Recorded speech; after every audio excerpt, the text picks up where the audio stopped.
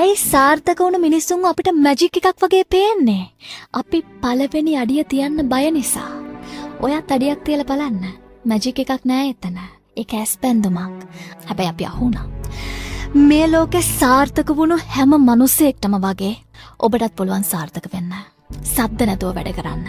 පොඩි පොඩි කාසි තමයි සද්ද දාන්නේ. ලොකු නෝට්ටු නිශ්ශබ්දයි. ඇයි බැලුම් බෝල සද්දට පිපිරෙන්නේ? ඇතුලේ හිස් නිසා. හිස් කෙනෙක් වෙන්න එපා. සද්ද නැතුව ගමන යන්න. අහස අල්ලන්න try කරන්න. පොළවේ පය ගහලා ඉන්න.